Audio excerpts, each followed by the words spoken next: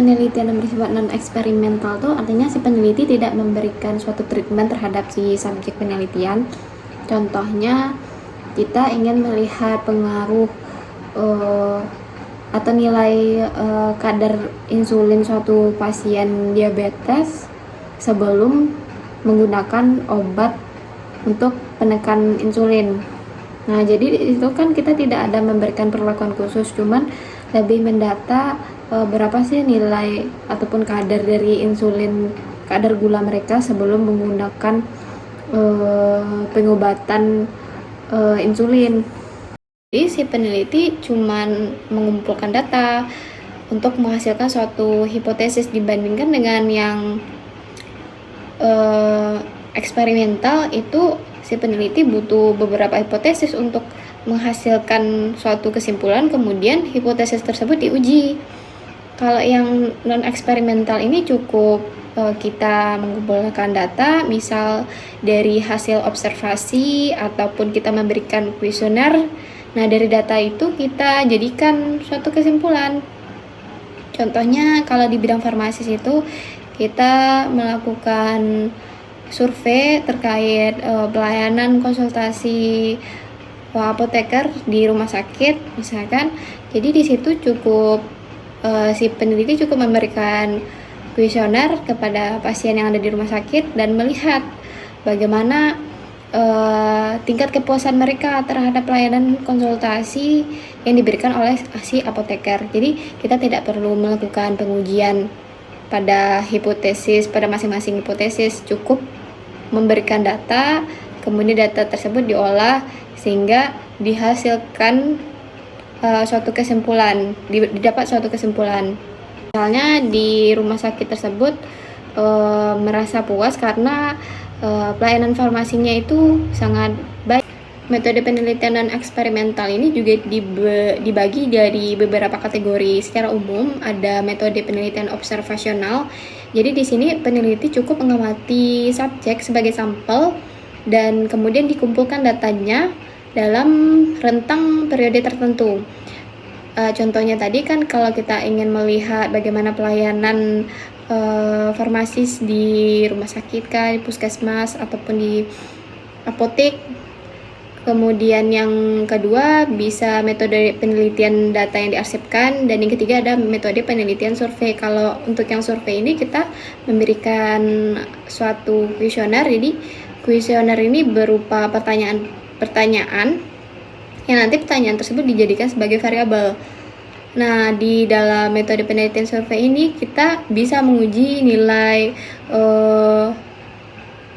validitas sama nilai reliabilitasnya. Jadi dari nilai tersebut kita bisa memperoleh kesimpulan. Di pertanyaannya itu penelitian bisa tentang hubungan kausal misalnya kan, tetapi variabel independennya itu tidak boleh bersifat manipulatif. Kemudian peserta dalam objek sampai penelitian kita itu tidak boleh diambil secara acak. Jadi pada kondisi itu, contohnya tadi kan kalau kita meneliti tentang pelayanan konsultasi apoteker di rumah sakit A, tentu untuk sampelnya khusus untuk pasien yang ada di rumah sakit itu. Tidak boleh kita mengambil partisipan dari misalnya dari apotek atau dari rumah sakit lain selain dari rumah sakit si A tadi. Untuk pertanyaannya juga lebih bersifat luas dan eksploratif, atau bisa juga tentang pengalaman-pengalaman tertentu, dan juga lebih bersifat luas dan eksploratif. Untuk metode penelitian yang bersifat eksperimental ini artinya peneliti kan memberikan suatu treatment terhadap sampel. Contoh pengaruh pemberian adjuvan pada sediaan parenteral, yaitu injeksi ranitidin. Seperti kita ketahui kalau ranitidin ini kan digunakan untuk mengatasi penyakit tukak lambung atau penyakit yang berkaitan dengan gangguan pada lambung ataupun saluran pencernaan. Nah, di dalam pembuatan sediaan itu kan kita memerlukan tadi yang namanya adjuvan. Jadi adjuvan ini ada macam-macam, ada kita pemberian antimikrobanya seperti apa, peningkatan kelarutannya seperti apa, kemudian untuk peningkatan isotonisnya seperti apa, dan pendaparnya bagaimana, antioksidannya bagaimana. Jadi dalam pembuatan injeksinya itu kita menambahkan adjuvan tadi, dan kemudian kita lihat dari penambahan tersebut apakah injeksi yang kita buat itu sudah benar-benar memiliki efikasi yang baik untuk pasien, atau apakah benar-benar injeksi itu sudah memiliki stabilitas yang sangat baik sehingga layak diedarkan. Kan bisa dikatakan si peneliti di sini melakukan suatu pengujian apakah benar sudah efektif ataupun masih perlu adanya perbaikan. Penelitian eksperimental itu akan tepat jika seandainya peneliti itu memiliki pertanyaan penelitian atau hipotesis spesifik tentang hubungan kausal antara dua variabel, dan itu mungkin layak untuk datanya itu kita manipulatif variabel independennya dan diperoleh untuk pesertanya itu secara acak dalam kondisi ataupun urutan kondisi tertentu. Bisa dikatakan bahwasanya penelitian eksperimental itu peneliti ingin melihat bagaimana sih hubungan sebab akibat antara variabel yang akan ditentukan itu seperti apa. Namun kendalanya di sini adalah jenis desain yang dipilih dalam penelitian ini juga sangat berpengaruh untuk penarikan kesimpulan dari hasil eksperimen yang diujikan. Kemudian kalau misalnya eksperimental ini pemilihan populasinya itu atau partisipannya itu bisa diperoleh secara acak, jadi tidak ada penspesifikasian.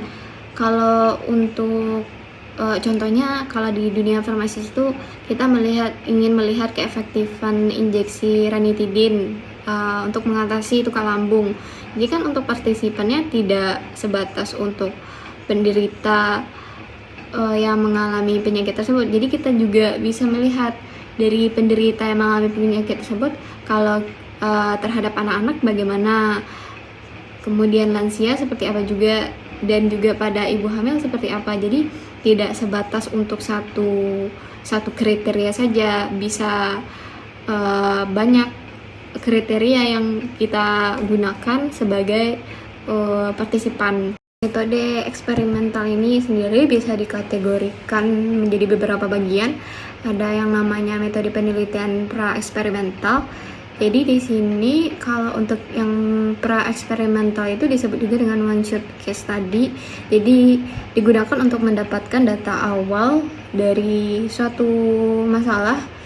Jadi hanya melibatkan penyertaan satu kelompok populasi yang mengalami perlakuan dan juga dilakukan suatu postas. Kalau untuk yang eksperimental semu ini, kita tidak melibatkan pemilihan peserta secara acak. Jadi dan inilah yang menjadi keterbatasan kalau kita menggunakan eksperimental semu.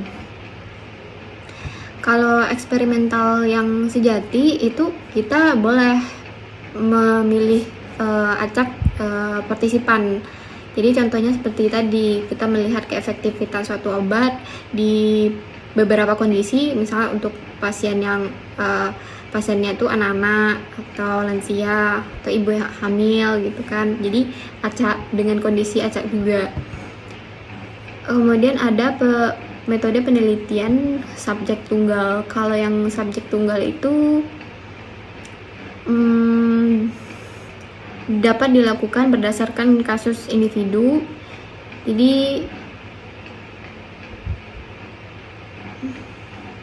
dalam studi kasus subjek tunggal itu hasil dari variabel dependen diukur dan dicatat untuk peserta individu selama waktu berbeda pada tingkat intervensi yang berbeda.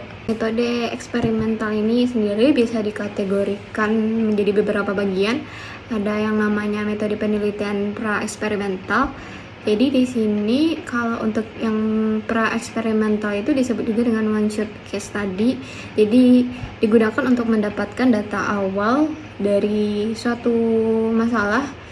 Jadi hanya melibatkan penyertaan satu kelompok populasi yang mengalami perlakuan dan juga dilakukan suatu postas. Kalau untuk yang eksperimental semu ini, kita tidak melibatkan pemilihan peserta secara acak. Jadi